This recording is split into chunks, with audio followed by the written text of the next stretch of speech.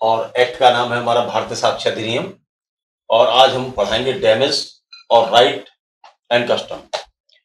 तो डैमेज के लिए सेक्शन 10 है और राइट एंड कस्टम के लिए ये सेक्शन 10 और ये सेक्शन 11। तो दोनों आपको जो है पढ़ाने की कोशिश की जाएगी कि आप देखते हैं अब आपको कितना समझ आता है। अब तो कोशिश करते हैं कि भाई आप बहुत अच्छी तरीके से समझें। जैसा कि सेक्शन 10 कहता है कि वो सिर्फ जो है बात करता है अगर कोई व्यक्ति जैसे किसी का कोई नुकसान कर देता है, कोई व्यक्ति किसी का कोई नुकसान कर देता है, तो वो उससे कैसे डैमेज क्लेम करता है और उसके अंदर क्या एविडेंस रेलेवेंट होती है, इसके लिए सेक्शन 10 जो है हमें ये बताता है कि हम सेक्शन 10 के अंदर कौन कौन सी एविडेंस इकट्ठी करें और कौन कौन सी एक्ट न्यायालय में पेश करें। ये एक प्रकार का सिविल सूट होता है, सिविल केस होता है, लेकिन क्योंकि इसमें पुलिस ऑफिसर्स का इससे ज्यादा कोई लेना देना नहीं होता और इसमें पुलिस का कोई इंटरफेयर भी नहीं होता, तो ये पुलिस से रिलेटेड नहीं है। लेकिन एक एडवोकेट होने के नाते और एक छात्र होने के नाते और एक पुलिस ऑफिशियल को ये होने के नाते कि उन्हें ये भी पता होना चाहिए किस केस में उनका कोई राइट नहीं है इंटरफेयर करने का। तो ये नॉलेज के लिए, सभी के लिए नॉलेज के लिए बहुत बढ़िया चीज है। तो यहां हम सेक्शन 10 को एक बार पढ़ते हैं आपके लिए। The facts tending to enable courts to determine amount और relevant in suit for damage. ये सिविल सूट की ओर इशारा करता है और कैसे वो रकम डिसाइड की जाए या रकम निर्धारित की जाए जो कि जिस आदमी को नुकसान हुआ उसको दी जा सके। तो ये सेक्शन ये बताता है कि कौन सी एविडेंस रेलेवेंट हो सकती है। बहुत ज्यादा एक्सप्लेन नहीं किया, 2 लाइन लिखी है बस, लेकिन इसकी सुसंगति ये रेलेवेंसी ऑफ फैक्ट के टॉपिक के तहत आती है। और इसमें दोबारा से डेफिनेशन को थोड़ा सा और एलोबरेट करते हैं जिसमें क्लियर किया इस पॉइंट को।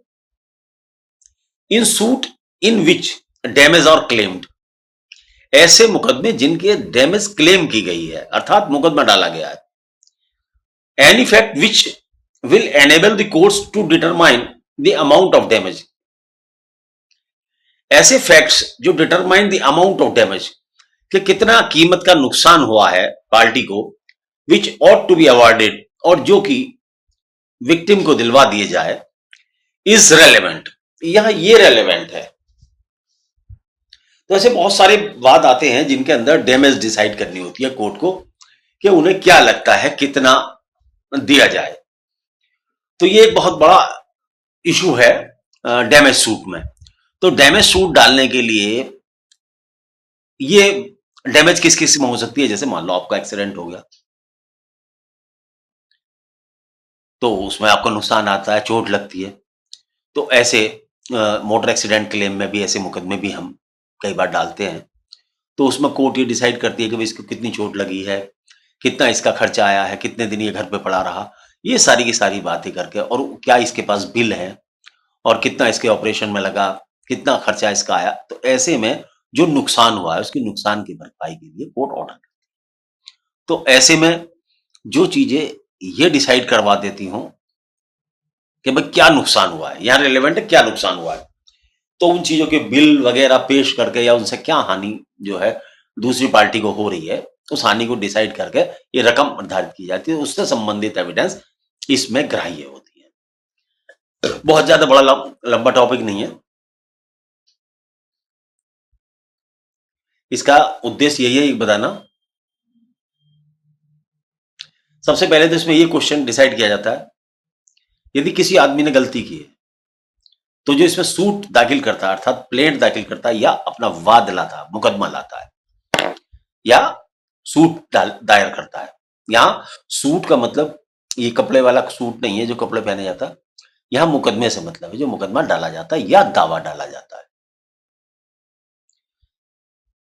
तो वहां कोर्ट को ये डिसाइड होना पड़ता है कि सबसे पहले देखना पड़ता है कि जिसने मुकदमा डाला है क्या वो ऐसा कंपनसेशन लेने का अधिकारी है, जुर्माना लेने का या डैमेज लेने का, नुकसान लेने का अधिकारी है या नहीं। तो सबसे पहला क्वेश्चन ये कि whether victim is entitled for any damage और नॉट। दूसरा ये होता है इसमें कि क्वेश्चन कि क्या कितना कितना डैमेज लेने का अधिकारी है, कितना डैमेज इसे दे दिया जाए उसका अधिकारी है। तो इसके अंदर जो है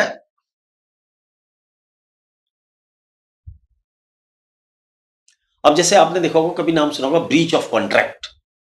अगर ब्रीच ऑफ कॉन्ट्रैक्ट होता है तो उसमें कितना नुकसान हुआ, तो ऐसे में कोर्ट ये देखेगा कि जब ब्रीच ऑफ कॉन्ट्रैक्ट होता है तो पहले कॉन्ट्रैक्ट बनेगा, ब्रीच तो बाद में होगा ना। पहले कॉन्ट्रैक्ट बनेगा, कॉन्ट्रैक्ट में डैमेज की क्या क्या क्लॉज दी गई हैं। अगर एक पार्टी ने माल इस डेट तक सप्लाई नहीं किया और इस डेट तक उसको डिलीवर नहीं हुआ, तो वो 2% का डैमेज देगी या 5% का डैमेज लगेगा, 10% का डैमेज लगेगा। वो डैमेज की जो क्लॉज होगी उसको देख के वो डिसाइड होगा। तो इसमें डैमेज सूट में सबसे बड़ी बात है, जिस ऐसी चीजें पेश की जाए न्यायालय के सामने, जैसे बिल है, कितना नुकसान होता है, क्या चीज खराब हो गई है, उससे क्या नुकसान, उसका क्या इफेक्ट है, वो चीजें जो राशि को निर्धारित कर सके, ऐसे सबूत कोर्ट में दिए जा सकते हैं, अर्थात नुकसान की रकम को बता सके। देखिए, मान लो कोई शादी की टर्म्स एंड कंडीशंस है, उनका अगर कोई उल्लंघन हुआ हो या किसी व्यक्ति का अपमान किया गया, उसके खिलाफ झूठा लेख जिससे उसकी गुडविल खराब हो जाए या उसके सम्मान को चोट पहुंचे, तो अपमान लेख, ऐसे अपमान लेख के लिए नुकसान में जो हर्जाना होता है वो भी डिसाइड करने के लिए मुकदमा लाया जा सकता है। किसी मुकदमे के किसी व्यक्ति के खिलाफ झूठा मुकदमा ले आया गया, झूठे मुकदमे से जो परेशानी होती है, या सपोज कर वो जेल गया है, जो उसके फंडामेंटल राइट्स का ब्रीच हुआ है, उसके लिए वो सरकार पर भी मुकदमा ला सकता है। और जिस व्यक्ति ने झूठी एफआईआर लिखाई है उसके खिलाफ भी मैलिसियस प्रोसिक्यूशन के लिए वो मुकदमा डाल सकता है। किसी को गलत कारावास हो गया तो उसके लिए कंपनसेशन मांग सकता है कोर्ट से कि सर मैं 4 साल जेल में रहा, मेरी इतनी तो लिबर्टी का इंफ्रिंजमेंट हुआ, क्योंकि फंडामेंटल राइट है किसी की लिबर्टी, तो उसके लिए मुकदमा डाल सकता है। किसी की प्रॉपर्टी पर अत्याचार हो गया और जिसका वो दुकान पे कब्जा नहीं था वो उसमें 5 साल बैठा रहा, तो 5 साल में क्या मार्केट रेट था, क्या किराया था, गवर्नमेंट क्या किराया हो सकता, क्या बराबर की दुकानों में किराया था, किराए की कितनी रसीद पर पड़ोसियों की दुकानों की है और उस समय मार्केट का क्या रेट चल रहा है, ऐसा अतिचार यदि किया जाता तो उसके लिए भी डैमेज सूट डाला जा सकता है कि भाई तू इसकी प्रॉपर्टी में इतने दिन बैठा रहा, तेरा तो राइट ही नहीं था और ये सिद्ध हो गया कि तू तो ऐसे सूट्स जो डाले जाते हैं, तो उसमें डैमेज डिसाइड करने के लिए सेक्शन धारा के अंदर उन सबूतों का दे सकते हैं जो कि ये निर्धारित करें कि कितना नुकसान या कितना लॉस हुआ है। तो ये सेक्शन 10 जो था इसीलिए रेलेवेंट था कि कौन कौन से एविडेंस हमारे लिए रेलेवेंट होंगे। तो बहुत अच्छा सेक्शन है डैमेज सूट के लिए, यदि आप डालें सिविल में प्रैक्टिस करें तो डैमेज सूट के लिए आपके लिए बहुत अच्छा ये होगा। डैमेज सूट, तो डैमेज सूट का यही था बस, इससे ज्यादा नहीं था। और देख लेते हैं कुछ मिल जाता है किसी किताब से।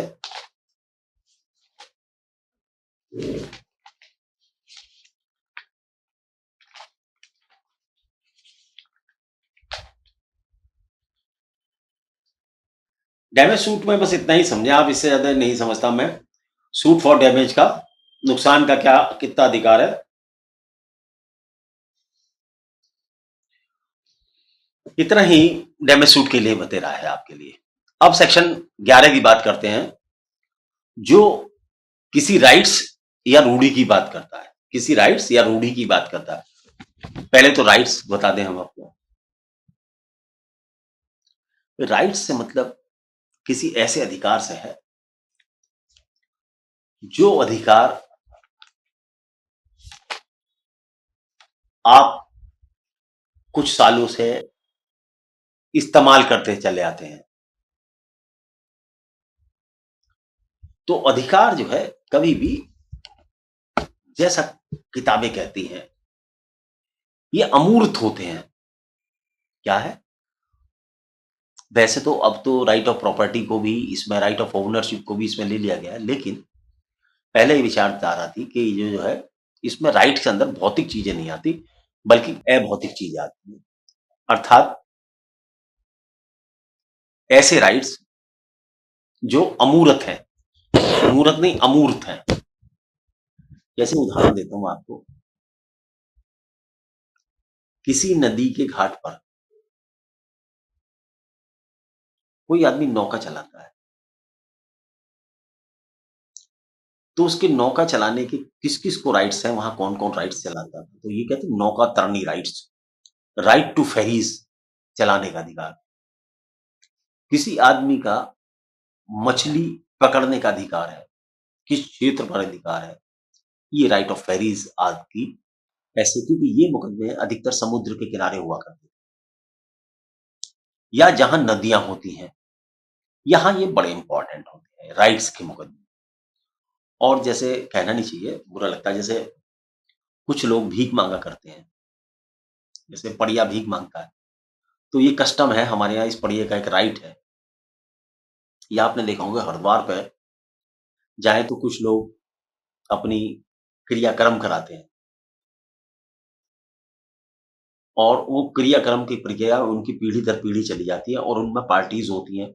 एक खानदान का ये राइट था, दूसरे खानदान का ये दिन होगा, तीसरे खानदान का ये दिन होगा। और जैसे कभी-कभी आपने देखा होगा, हमारे यहाँ लोग मर जाते हैं, तो मरने पे हम दसवाँ करते हैं, उनको जलाते हैं, उनकी प्रक्रिया करते हैं। तो ऐसे राइट्स जो हैं कई बार हमारे यहाँ एक्सिस्टेंस में होते हैं, कि कुछ लोग हैं जो इस राइट्स को अवेल करते चले जाते हैं कि भई इस इलाके का जो मरे आदमी मरा है, उसके जो 10वें के दिन जो है हमारे होंगे। और मान लो वो खानदान बढ़ते चले जाते हैं, तो उनके वो राइट्स जो हैं डिस्ट्रीब्यूट होते चले जाते हैं कि भई उसका खानदान, उसका खानदान, उसका खानदान उतने इस महीने का दान वो लेगा, उस महीने का दान वो लेगा, उस महीने का दान लेगा, ये लेगा। तो इस तरीके के जो राइट्स हैं, वो कई बार, ये राइट्स क्या होता है, ये अमूर्त होते हैं, कहीं ये लिखे-विखे नहीं होते कई बार, और कई बार लिखे भी होते हैं। तो इनके संबंध में क्या एविडेंस लाएँ, किस तरीके के एविडेंस लाएँ, ये इम्पोर्टेंट फैक्टर है। क्योंकि ये राइट्स बना लिए जाते हैं, ये चले चले आते हैं, जैसे प्राचीनता से चले चले आते हैं कि जैसे मान लो ये क्रियाकर्म का अधिकार है कि जब आदमी मरते हैं, तो उनके परिवारजन दान करते हैं, तो दान देने के लेने के लिए एक अलग संप्रदाय है जो दान लेता है ब्राह्मणों का, वो दान को स्वीकार करता है, तो उसको जो दान स्वीकार करने का राइट्स है, जब उनमें आपस में मुकदमे होते हैं या आपस में पार्टीज में कोई डिस्प्यूट क्रिएट हो जाता है, तो किसका कितना राइट है, क्या वो उस दिन का दान लेने के लिए राइट है, तो उसमें ये फैक्ट्स, ये सब चीजें डिसाइड की जाती हैं। तो ये ऐसे अमूर्त राइट्स हैं, तो इसमें असली जो राइट है, राइट ऑफ हैरिस और राइट टू रोड, सड़क पर चलने का अधिकार, जिसे ईजमेंट्री राइट कहते हैं, और राइट टू फिशरीज। कभी कभी आपने देखा होगा, इसका बहुत उदाहरण देता हूँ कि पाकिस्तान के जो मछुआरे होते हैं, कभी तो उन्हें इंडिया वाले पकड़ लेते हैं, और कभी इंडिया के जो मछुआरे होते हैं उन्हें पाकिस्तान वाले पकड़ लेते हैं। तो समुद्र का एक इंटरनेशनल नियम है कि कितने किलोमीटर तक का समुद्र जो है पाकिस्तान के, अगर पाकिस्तान की जो बॉर्डर है, उस पर कुछ किलोमीटर का डिसाइड है, वो इस समय इंटरनेशनल लॉ पढ़ाऊँगा आपको तो बताऊँगा, उस समय मेरे दिमाग से नहीं आया इस समय। तो उस क्षेत्र में वो क्षेत्र उनका है कि उनके जो मछुआरे हैं, जिनको उन्होंने राइट ऑफ फिशरीज़ दे रखा है, राइट ऑफ फिशरीज़ दे रखा है, वो मछुआरे वहाँ पर मछली पकड़ेंगे, पाकिस्तान के। लेकिन जब वो पाकिस्तान के मछुआरे इंडिया के क्षेत्र में आ जाते हैं, इंडिया के क्षेत्र में आ जाते हैं, तो इंडियंस उनसे पकड़ लेते हैं, क्योंकि वहाँ पर उन मछुआरों का राइट्स है जो इंडिया के हैं। और ऐसे कभी क्या होगा, तो समुद्र में कोई बाउंड्री दिखती नहीं है। समुद्र में जो बाउंड्रीज़ हैं वो दिखती नहीं है।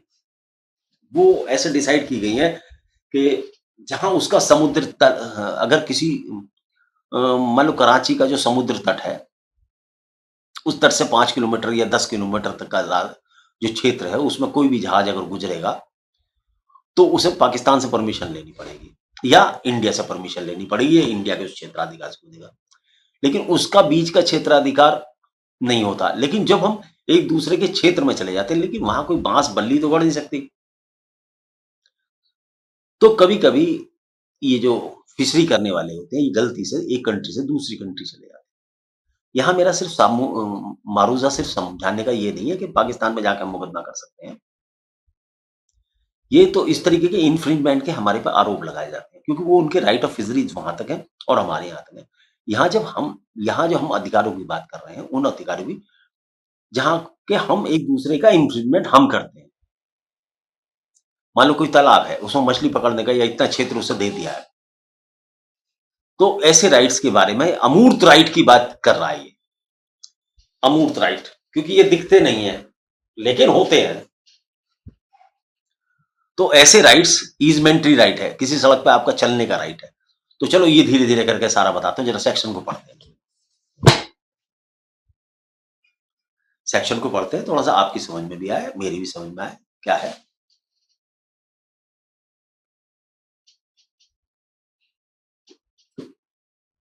भारतीय साक्ष्य अधिनियम एक गूढ़ अधिनियम है और जिस भाषा में लिखा गया वो और भी गूढ़ है।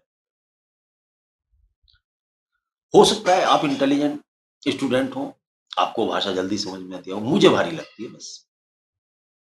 जैसे बहुत से आदमी को मैथमेटिक्स भारी लगता है, बहुत से आदमी को अंग्रेजी भारी लगती है, बहुत से आदमी को फिजिक्स भारी लगती है, तो बहुत से आदमी को जूलॉजी भारी लगती है। तो ये अपने ऊपर डिपेंड करता है। तो जरा बात करते हैं। अभी तो मैंने, हाँ, चलो इसी से पहले एक बार प्रथा और बता दूं। प्रथाएं होती हैं हिंदुस्तान में, एक पुरानी संस्कृति का देश है और प्रथाओं के अस्तित्व होते हैं। प्रथा क्या है? जैसे एक मान ले चले सती प्रथा, याद करें इसको, सती प्रथा। तो भारत में सती होती थी पहले, तो उसकी एक प्रथा चली जाती है।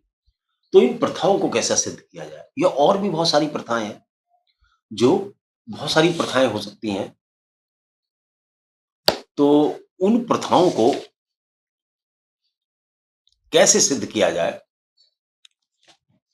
मुझे लगता है गलत टॉपिक पर तो नहीं आ गया मैं।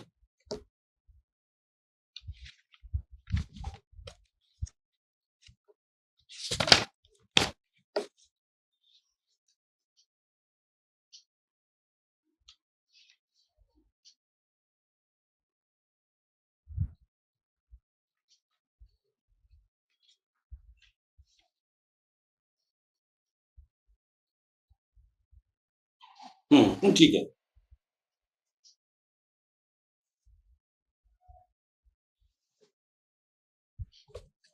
सही सही चल रहा मामला।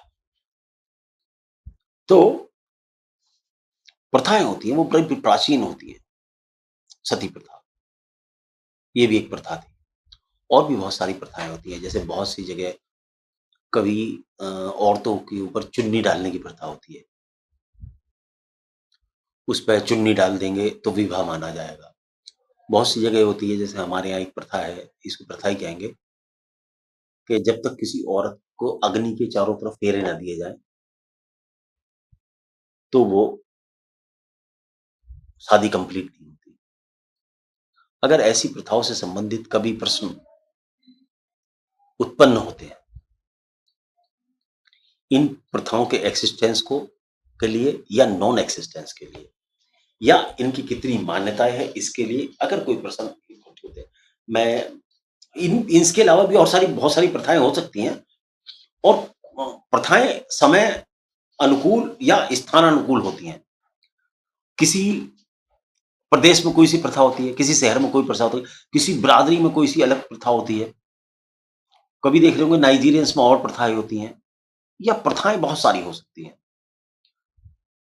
तो उन प्रथाओं का क्या वो है, ये सेक्शन 11 डिफाइन करता है।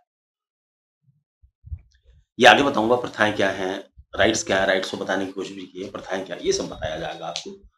अब ज़रा-सा इसको पढ़ें पहले, समझें हम क्या है और इसमें में क्या चीज़ें ज़रूरी हैं। एक्चुअली क्या है, लॉ एक ऐसा सब्जेक्ट है, 20-20, 30-30 मिनट में देखिए, आप ये बताइए, एक जब लेक्चर चलते हैं तो पूरा-पूरा साल गुज़र जाता है उन लेक्चरों में, लेक्चरार लेता है।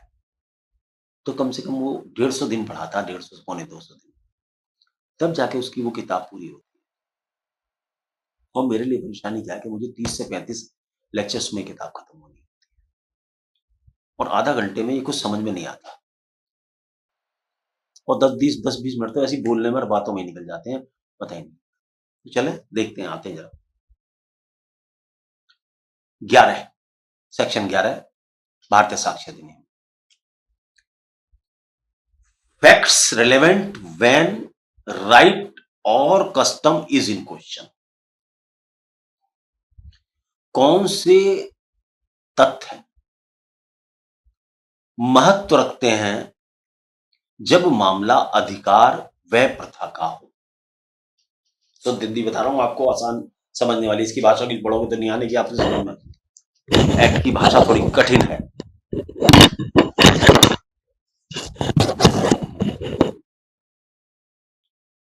Where the question is as to existence of any right or custom, the following facts are relevant. Following facts are relevant. जब किसी अधिकार या रूढ़ी के अस्तित्व के बारे में प्रश्न है, वहां निम्नलिखित तथ्य सुसंगत हैं। क्या सुसंगत हैं? वो क्या है भाई साहब? जो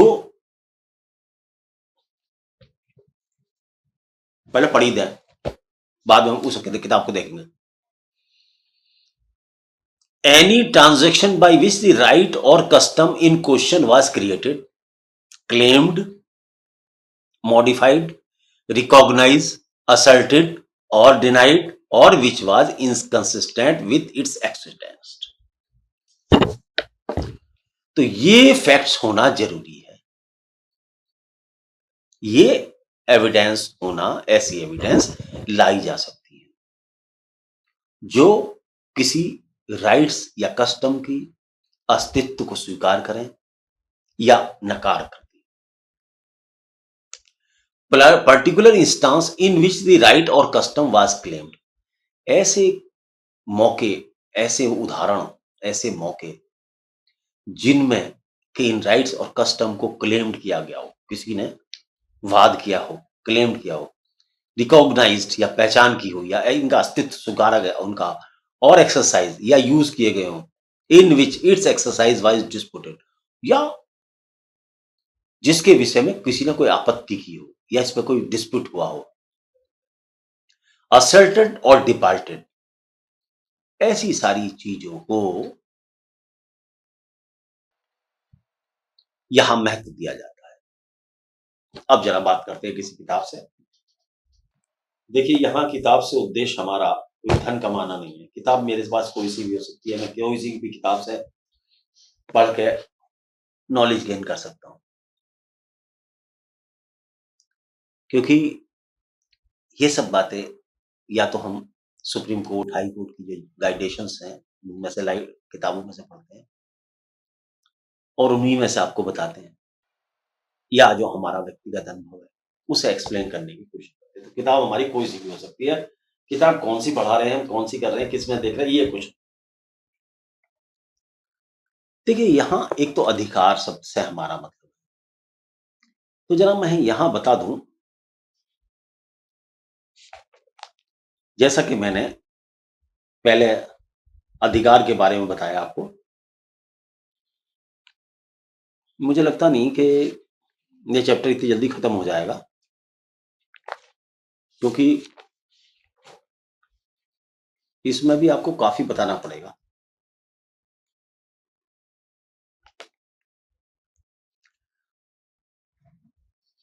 इसमें 3-4 शब्द आपको बताने जरूरी है। मैं राइट क्या है, चलो देखते हैं जितना समझ में आए। तो सबसे पहले इसमें राइट्स की बात करता है, तो राइट्स को ही हम आपको एक्सप्लेन करते हैं कि राइट्स क्या है।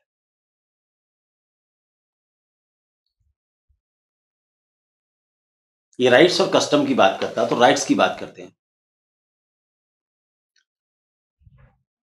राइट्स में जो विभिन्न हाई कोर्ट हैं, उन्होंने कोई भी ऐसा प्रश्न जो विवादग्रस्त रहा हो, कलकत्ता हाई कोर्ट ने इसके बारे में ये कहा था कि ये अमूर्त राइट की बात करते हैं, हम जहां राइट की बात करते हैं, तो उनके अंदर right to ferries, right to road, सड़क पर चलने का अधिकार, मछली सॉरी अपनी जो फेरीज नाव चलाने का कोई अधिकार, या मछली घाट का अधिकार, ऐसे अधिकार, क्योंकि कलकत्ता के पास ही ये ज्यादा हैं ये चीजें, तो वहां पर इन राइट्सों के मुकदमे आए थे। इन मतों को जो है बाद में अन्य हाई कोर्टों ने भी स्वीकार किया है।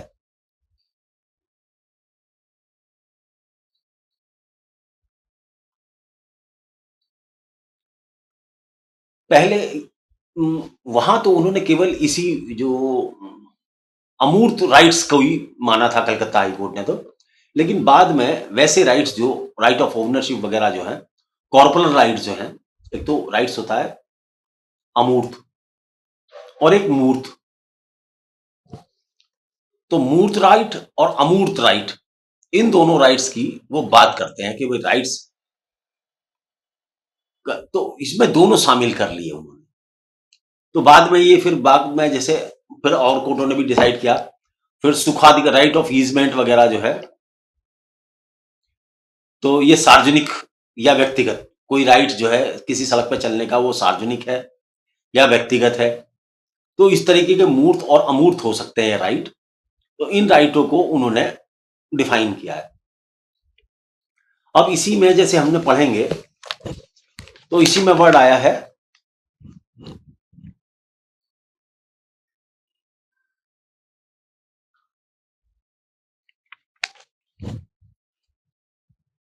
ट्रांजैक्शन, वर्ड आया एक, जो इसका ए वो है, उसमें ट्रांजैक्शन वर्ड आया। ट्रांजैक्शन से मेन दिन हमारा ये है कि जहां दो पार्टीज के बीच में कोई लेन देन होता है,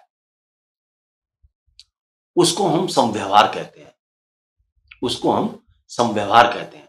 तो यहां ट्रांजैक्शन को लेन देन जो दो या दो से अधिक व्यक्तियों के बीच में हो, उसको आप ट्रांजैक्शन को समझें, और जिसके अंदर कॉन्ट्रैक्ट भी और कॉज ऑफ एक्शन जिसके कारण से पैदा होता है, ये कॉन्ट्रैक्ट है कोई, तो उसके बीच में से उसका वो जो बीच में कॉन्ट्रैक्ट है वो समव्यवहार है, यही जो है जिसे हम ट्रांजैक्शन वर्ड यूज किया है इसमें।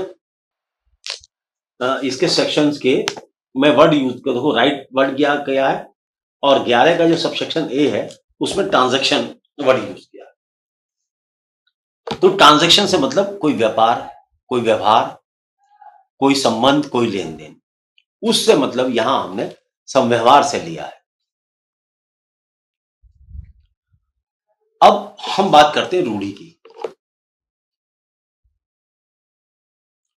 रूढ़ी का मतलब किसी प्रथा से है जो हमारे समाज में काफी दिनों से चली आती है। ये रूढ़ी या तो व्यक्तिगत रूढ़ी हो सकती है या सामान्य रूढ़ी हो सकती है, या तो व्यक्तिगत रूढ़ी हो सकती है, सामान्य रूढ़ी हो सकती है, या सार्वजनिक रूढ़ी हो सकती है।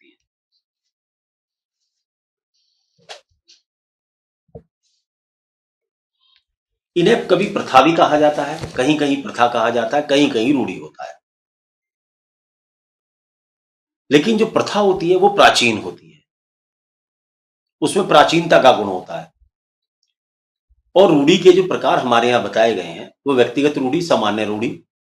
व्यक्तिगत रूढ़ी होती है तो जैसे किसी खानदान विशेष में कोई रूढ़ी हो कि मरने पर हम क्या करते हैं, काली उड़द की दाल बनाते हैं, काली चने की दाल बनाते हैं, क्या बनाते हैं, ये सामान्य रूढ़ी है जो परिवार में प्रचलित है किसी व्यक्ति के, या परिवार में प्रचलित कि परिवार की संपत्ति विभाजित नहीं होगी, ऐसी रूढ़ी है। परिवार के मकान का बंटवारा नहीं होगा, ये पारिवारिक रूढ़ी है उनकी। ऐसी सामान्य रूढ़ी होती हैं जो इसमें कुछ तो लोकल रूढ़ी होती हैं, कुछ जाति विशेष की होती हैं, कुछ ट्रेड कस्टम्स होती हैं, कुछ ट्रेड की कस्टम होती हैं, ये पुराने समय से चली आती हैं, तो ये रूढ़ियां भी होती हैं। ये जब आगे पढ़ेंगे, किताब को आगे पढ़ाएंगे, तो उन रूढ़ियों का भी जिक्र आपको आएगा। तो ये ऐसी कस्टम्स की भी ये सेक्शन बात करता है।